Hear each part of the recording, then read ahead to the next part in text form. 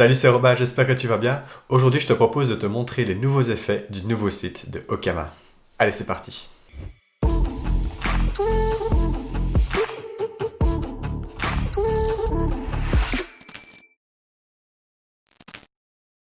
Alors là, tu vas sûrement te dire, quoi, comment ça, encore un nouveau site? Le précédent a été présenté il y a plus ou moins 4 mois, comment ça se fait que vous changez de nouveau tout le site? En fait, c'est très simple, c'est tout simplement parce qu'on change de cible, et donc, puisqu'on change de cible, on change de site, puisque la proposition de valeur, du coup, est un peu différente. Ici, le but, du coup, c'est de se focaliser sur Webflow. Donc là, on se positionne vraiment comme étant des experts de Webflow. Alors, pourquoi se positionner en tant qu'expert Webflow? Tout simplement parce que on a estimé que c'était vraiment la technologie du futur des sites web et que surtout c'était super intéressant pour une cible qui nous plaît bien, c'est-à-dire les jeunes entrepreneurs. Des entrepreneurs qui peuvent déjà commencer à faire un site eux-mêmes et qui n'ont pas besoin de payer pour la totalité d'un site web.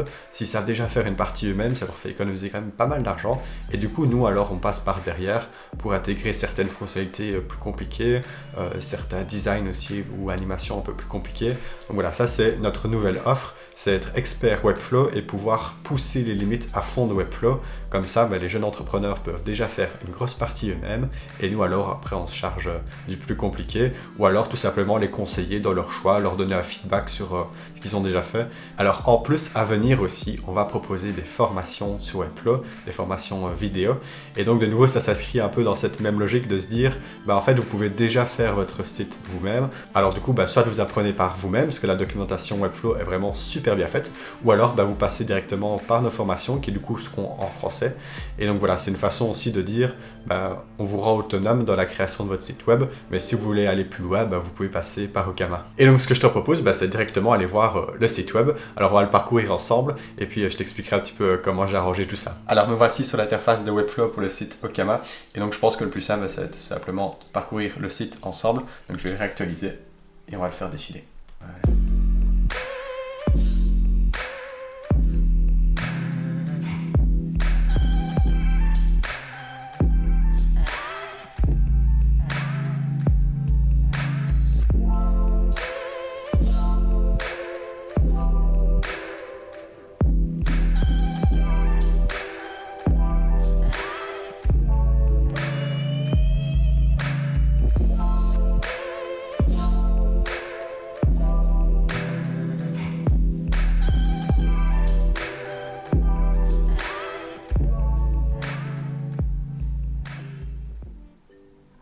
Et voilà pour la page d'accueil.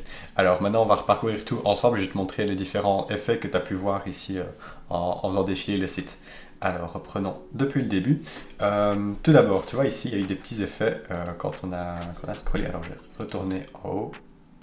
Hop.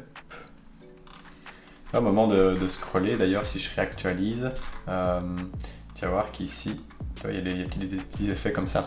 En fait, ici c'est très simple, c'est que chaque élément qui sont sur l'illustration sont en fait des éléments qui sont bien séparés. Et à ces éléments-là, tu peux appliquer différents effets sur Webflow.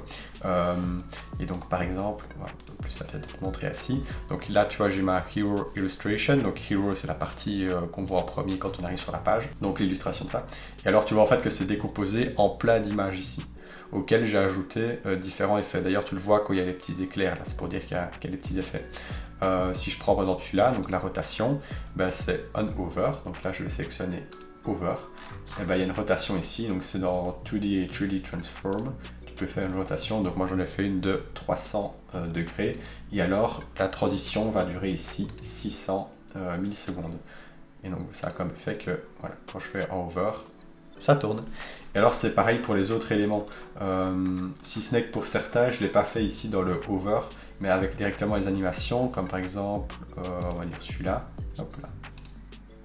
Ah non, celui-là il y a une petite rotation, qu'est-ce que je pourrais donner? Ah oui, celui-là par exemple, là il y a un effet de bounce, donc là je vais dans animation ou interaction, et je lui dis mouse over, on over, prends l'effet bounce. Alors par exemple, tu vois, celle-ci c'est une différente, c'est Jello, et alors si on regarde les petits effets, hop.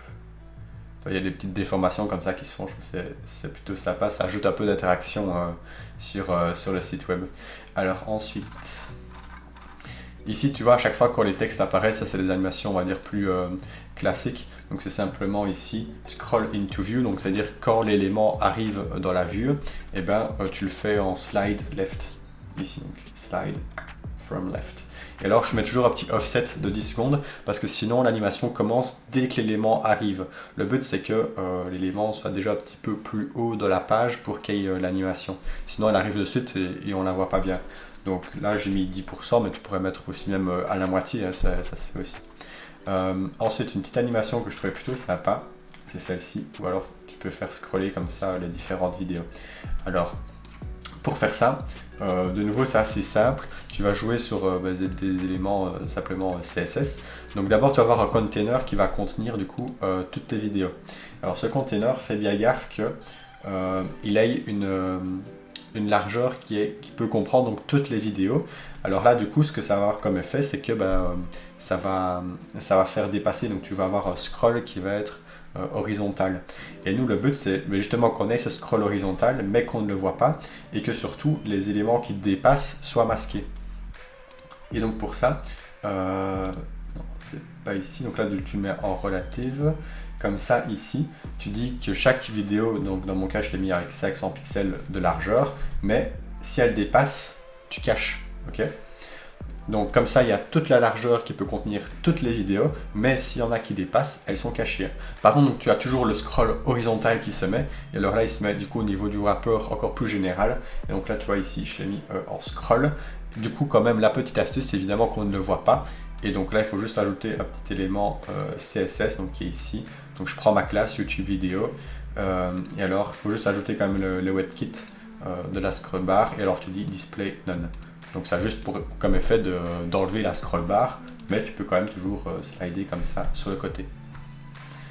Alors ensuite là il y a juste un petit over effect. Donc là j'ai simplement caché ce bloc là, et alors je dis on over, display le bloc. Alors ensuite, ça c'est une petite animation que je trouvais aussi sympa à montrer. Donc de nouveau là c'est super simple, il faut juste un peu de CSS et de JavaScript. Donc là c'est le même principe que pour les vidéos. Je vais avoir un container qui est beaucoup plus large que ma page, dans lequel je vais mettre toutes les screenshots des sites web. Alors à chaque fois, chaque site web a bien sa largeur qui est bien définie, et donc je vais calculer forcément la largeur générale en fonction du nombre de screenshots que j'ai. Alors là, la petite astuce, c'est que je les ai mis tous en double à l'affilée. Donc en tout, je dois en avoir combien? Bon, je sais pas combien, je pense que j'en ai 6 différentes. Si j'en ai 6, je vais du coup en mettre 12, donc les 6 que je vais répéter 2 fois. Et alors ce que je vais faire, c'est que ici, je vais faire une petite animation CSS pardon, et je vais lui dire d'à chaque fois tout décaler. Alors c'est pour ça que je les ai mis d'ailleurs en double, c'est pour quand je décale, il n'y ait pas un genre d'espace vide ou que ça recommence à zéro, qu'on voit les choses en double.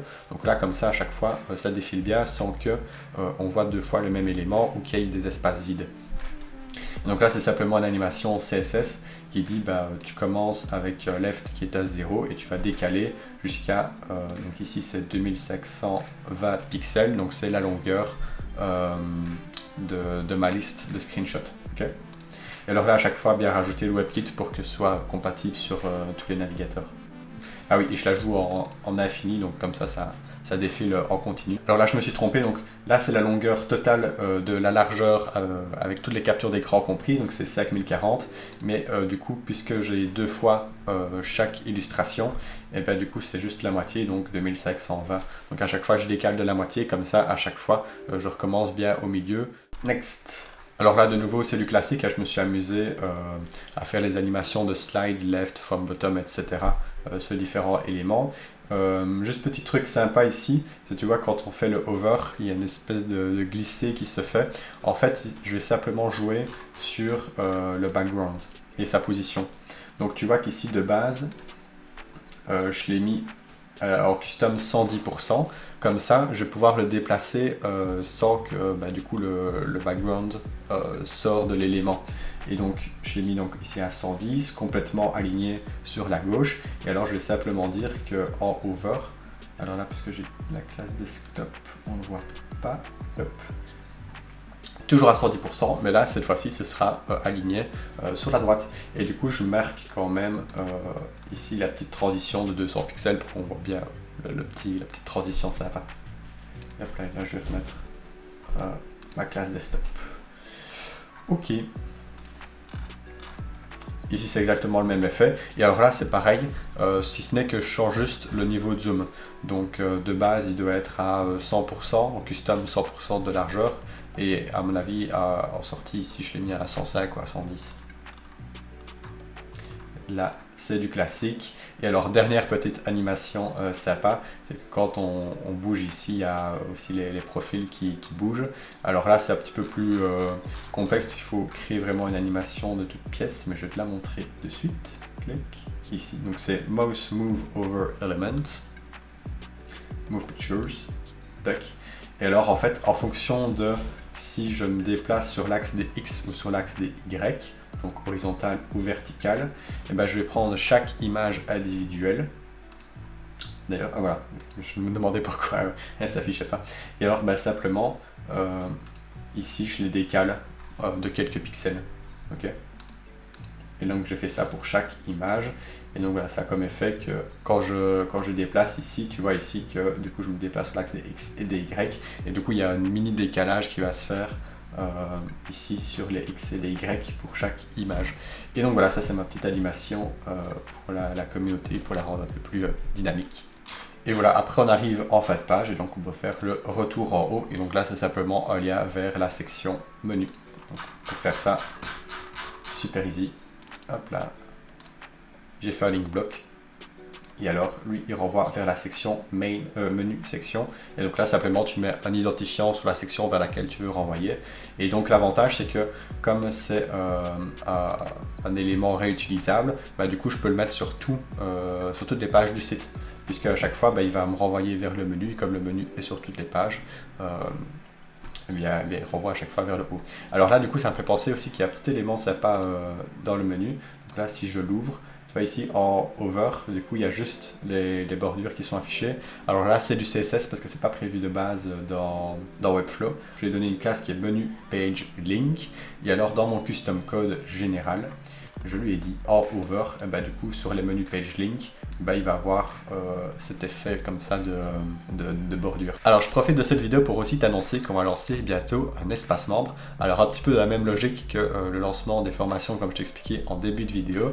Ici le but, et je vais te montrer de suite sur le site web, c'est de pouvoir te mettre à disposition certaines ressources, certains bouts de code, etc. que tu vas pouvoir utiliser dans tes sites web, tout simplement donc pour t'aider à avancer dans la création de ton site web, te donner des petits tips, des petites astuces, etc.